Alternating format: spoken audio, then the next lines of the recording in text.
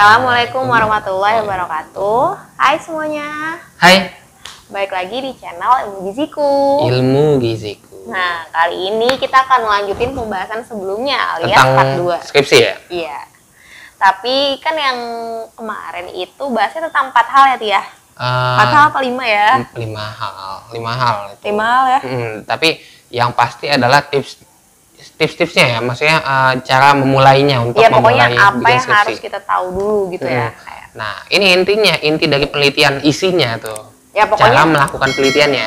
Ya sekarang tuh kisahnya ini sekarang kalau udah di ACC sama dosen pembimbing. Ya kan? Ya pastinya kita langsung lakuin dong ya kan kalau udah di ACC. Enggak, bukan di ACC doang. Kalau udah seminar proposal. Ya kan? Kan agak sempro dulu. Iya benar-benar. Sempro dulu baru kita bisa melakukan proposal. Harus di protokol juga ya. Harus di setelah proposal, seminar proposal harus melakukan ini apa namanya kaji etik.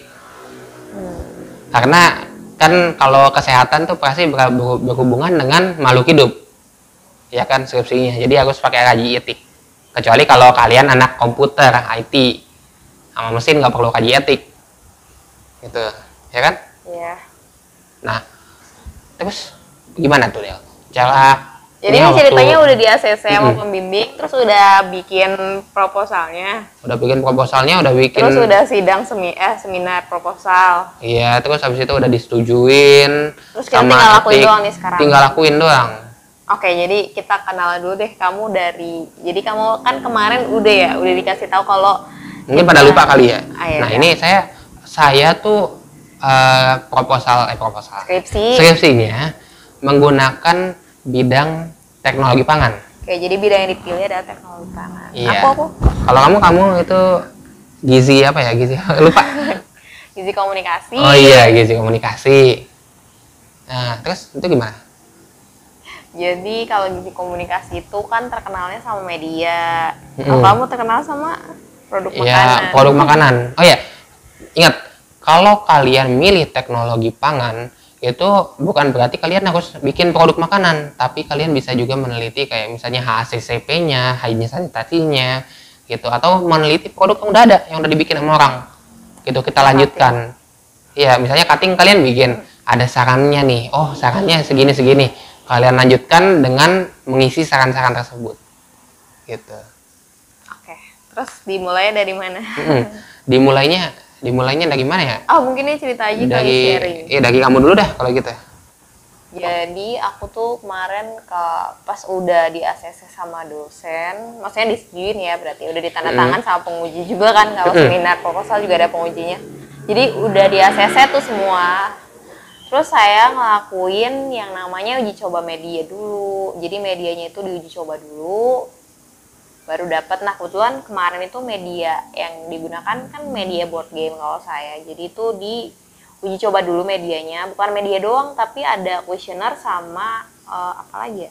Pokoknya kuesionernya juga harus diuji coba juga. Jadi validasi ya? Iya, validasi. Uji validasi dan reliabilitas. Ya, validitas dan reliabilitas.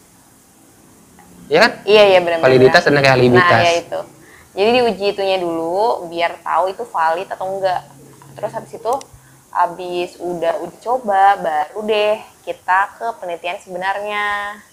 Gitu. Kalau kemarin kalau komunikasi itu maksudnya yang paling terkenal tuh ya pasti daya terima sama perbedaan pengetahuan. Iya, gitu. Perilaku juga kan? Perilaku juga. Pengetahuan, perilaku, sikap kan beda tuh. PKS, perilaku pengetahuan, perilaku, pengetahuan, sikap, perilaku sih biasanya kan dari pengetahuan dulu baru sikap berubah, baru dari sikap berubah baru ke perilaku tingkatannya. Ya gitu. Nah terus habis itu ya udah gitu aja mungkin ya. Jadi habis dari media terus habis itu langsung dilakukan penelitian ke tempatnya, langsung deh pengujian daya terima sama pengetahuannya kayak gimana. Gitu. Jadi variabelnya tergantung kalau kita milihnya mau apa aja gitu yang diteliti. Jadi tergantung. Kalau misalnya perilaku kan biasanya perubahannya berapa hari gitu. Jadi kita harus datang ke tempatnya dengan responden yang sama. biar tahu dia itu pengetahuannya ada perilakunya udah berubah apa belum gitu, karena dari media yang kita kasih. Kalau gitu sih kalau komunikasi. Kalau Tepang gimana? Tapi ini loh tadi yang untuk gizi komunikasi itu tuh yang paling susah tuh. Sebenarnya sebelum waktu proposal ya, paling susah itu bukannya waktu bikin medianya kan ya? Iya, tergantung sih media apa kan. Oh iya sih, soalnya ada teman kita juga yang menggunakan media Instagram.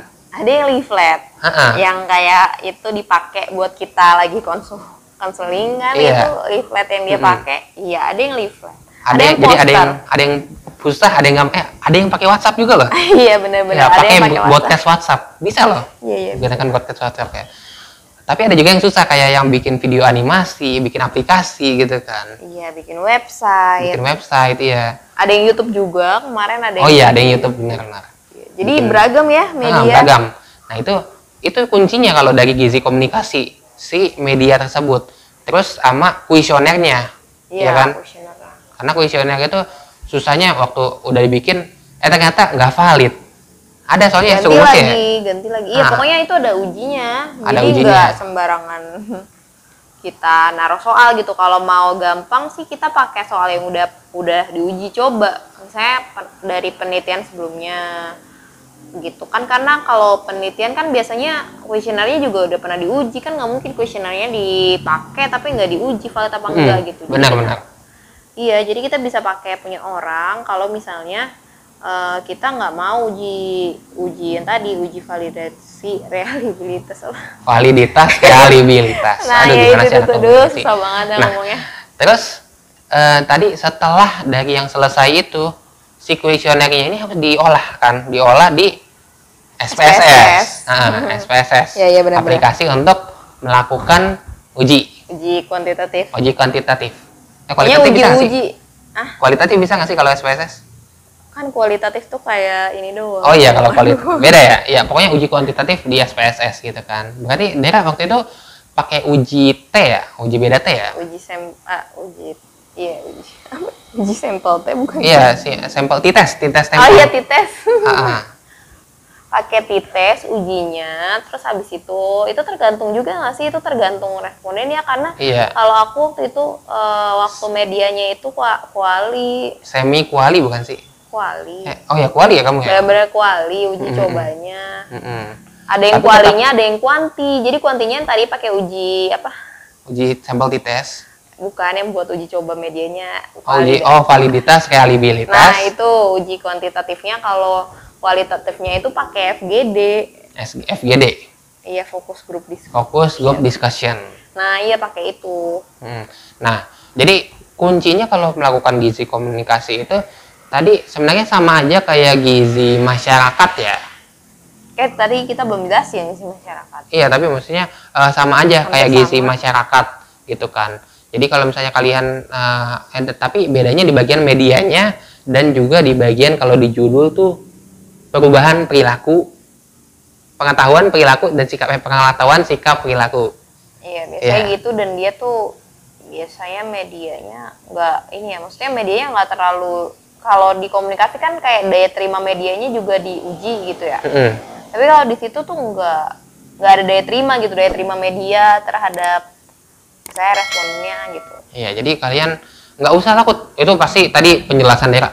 Aduh, bingung ini. Padahal itu berurutannya ya cuman bikin media, udah gitu kan sidang, habis itu selesai itu Aldera melakukan uji kuesioner validitas gitu. Setelah melakukan uji kuesioner langsung datang ke si responden ngasih pengetahuan bla bla bla pakai media.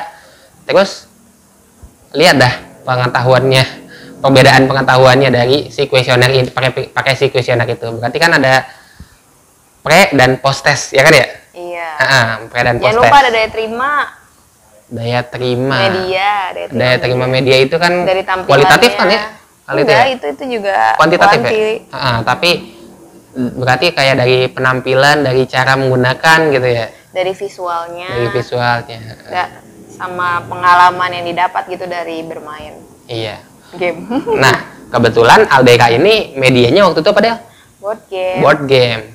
Kayaknya udah disebutin di awal tadi. Iya, disebutin di video yang sebelumnya mungkin. Tapi kan teman-teman di sini mungkin ada yang penantang baru kan.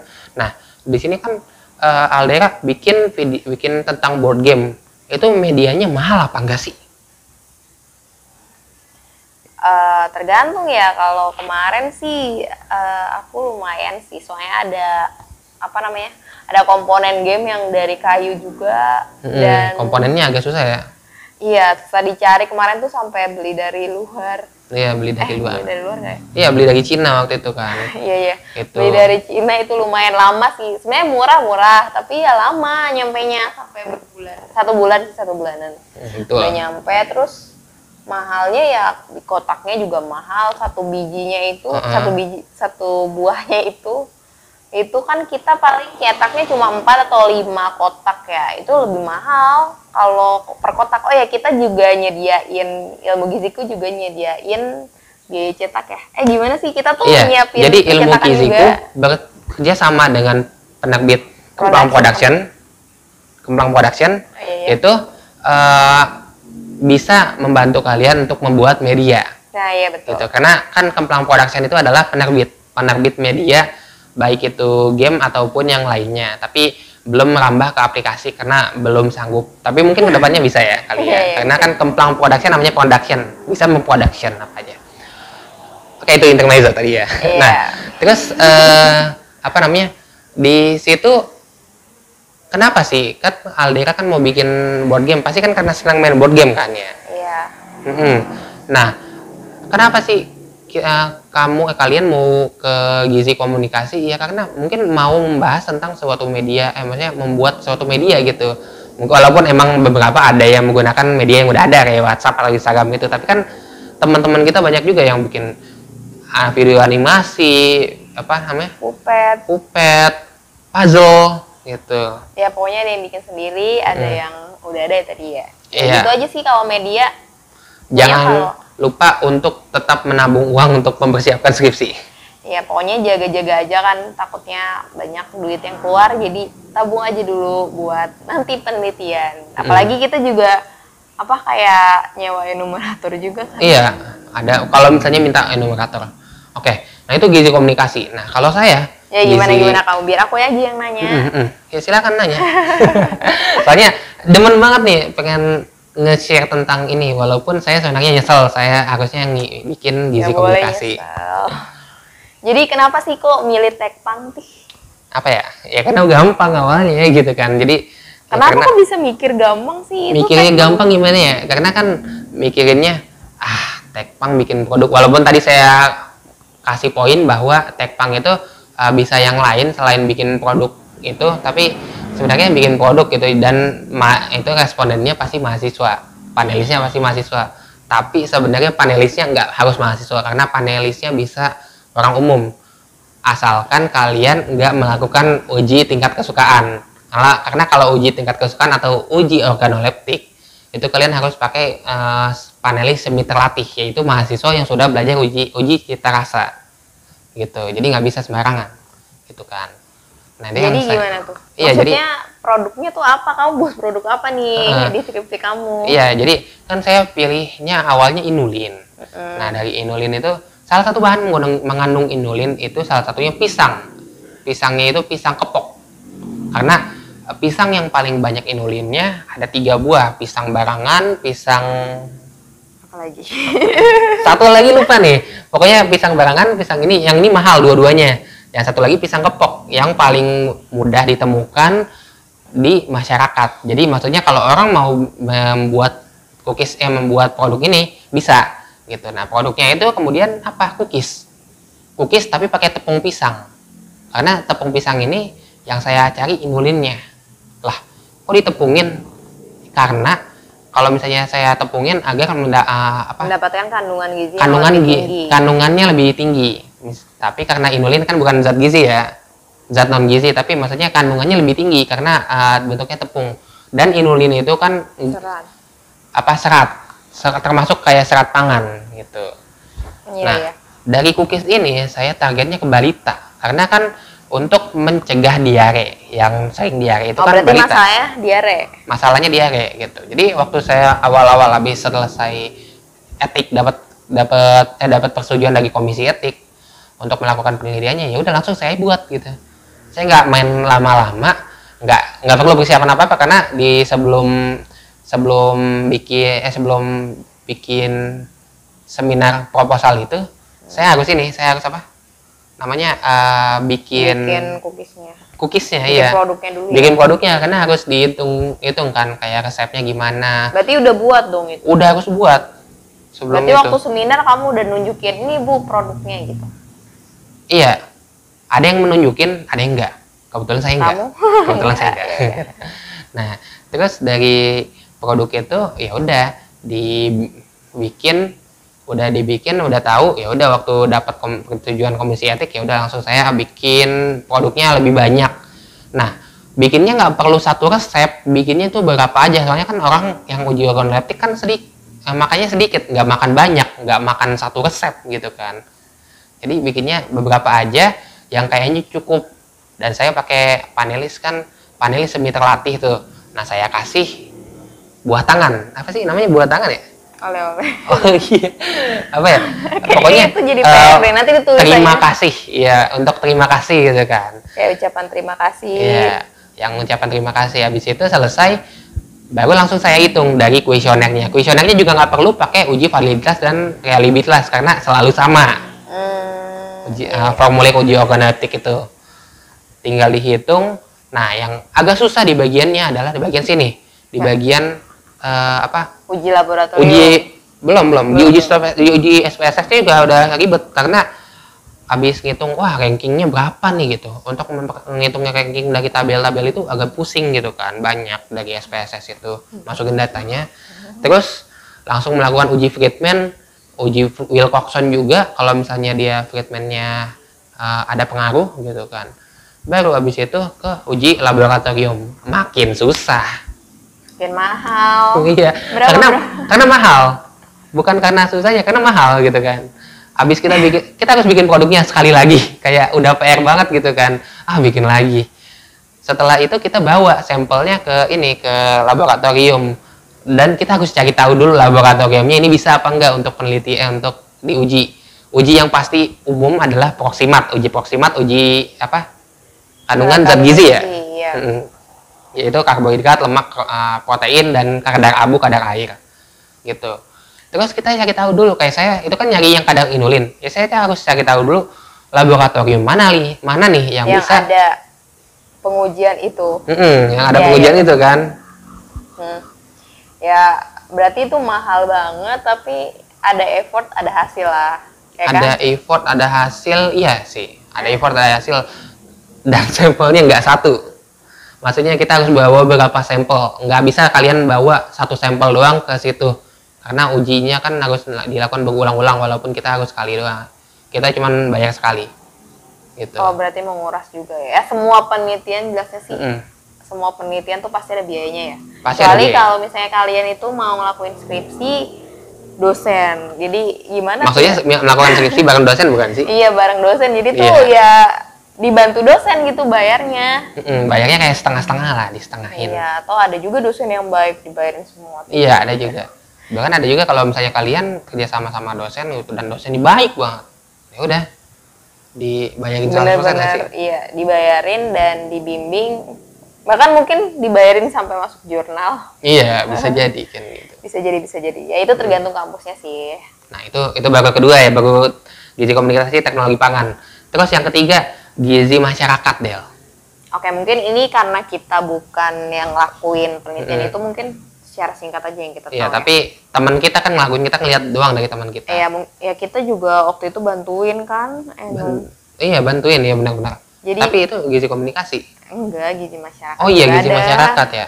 Iya, pokoknya ada teman kita yang dia itu minta bantuan buat di posyandu, di posyandu bener? Posbindu. Iya, jadi itu waktu itu dia mengukur kadar hipertensi ya. Pokoknya dia mengukur kadar lagi. Pokoknya dia mengukur hipertensi buat penderita lansia gitu deh. Makanannya gitu loh. Jadi dia ngebuat formulir FFQ. Iya. Ya, yang dihubungin sama kejadian hipertensi gitu di masyarakat situ. Yaitu gizi masyarakat sih. Jadi gizi masyarakat itu lebih ke masyarakat. Iya, masyarakatnya. Dan melakukannya itu harus ada momen yang pas, kayak yang tadi kan nggak bisa sembarangan kita langsung datang aja Pak diukur ya gitu. Itu kan waktu lagi pas Posbindu, jadi kita harus datang ke Posbindunya untuk. Jadi kita tahu kapan jadwal Posbindunya itu. Gimana ya? Jadi kita udah survei dulu lokasinya sebelum kita datang meneliti. Udah kenalan kita dulu, minta izin dulu, minta iyalah izin sama ketua yang di sana kan. Iya. Kalau masyarakat lebih ke situ sih. Terus ada juga gizi masyarakat yang meneliti tentang apa sih waktu itu yang olahraga. Iya, senam ya, menurunkan berat badan. Gitu. Ya, jadi efektif yang mana tuh pakai apa olahraga plus konseling aja, penyuluhan aja, ya kan? Iya. Iya, mana yang lebih efektif untuk menurunkan berat badan, nanti ditimbang dah udah gitu. Jadi itu ada tahapannya tuh per bulan ya. Selama sekitar 1 bulan. Lebih lah ya itu. Tapi itu bukan banyak nggak sih? Iya, itu bukan berarti kalian tuh ngelakuin penelitian harus 1 bulan. Toh yang gizi masyarakat yang kita bantuin ini cuman sehari doang nggak ya? Dua hari atau 3 hari doang. 2 kali pertemuan atau 3 kali pertemuan doang. Nggak lebih kan? Gitu. Tapi kalau kebetulan yang satu ini yang melakukan olahraga, dia harus melakukan senam per minggu. Iya, jadi per minggu. Dan itu enumnya juga lumayan banyak ya tiap itu. Enumeratornya juga lumayan banyak. Jadi biaya yang keluar untuk dia tuh apa sih? Yang paling mahal sih menurut aku enum. Terus biaya buat tangan itu ya koresponden. Itu mah sama aja sih kayak komunikasi juga. Terus apalagi ya? Mungkin ada beberapa yang minta data disuruh bayar. Iya. Udah ya itu aja. Iya, udah itu doang. Cuman untuk gizi masyarakat ini pokoknya poin pentingnya adalah kalian tuh waktu melakukan kayak melakukan penyuluhan aja gitu. Kayak cara melakukan penyuluhan, cuman karena tergantung lagi dari metodologi kalian yang mana kalian pakai. Iya, benar. Ya udah, itu tentang gizi masyarakat. Terus selanjutnya aja nih. Gizi institusi. Gizi institusi itu dikit banget sih sebenarnya di kampus kita.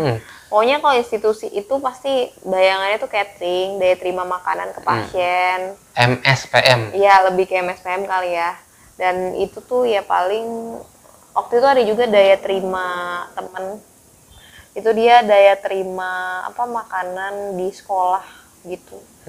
Cara melakukannya kan berarti kan dia harus minta izin dulu kan? Iya, dia harus minta izin dulu. Ya pasti semua minta izin dulu. Iya, tapi maksudnya minta izinnya tergantung dari institusinya. Misalnya kalau dia penjara ya apa lapas. Lapas berarti dia harus minta izin ke dinas sosial, ya kan ya? Iya, yang kemarin kamu. Iya, kayak gitu kan, minta izin ke dinas sosial baru habis itu bisa melakukannya, dan melakukannya juga nggak sembarangan.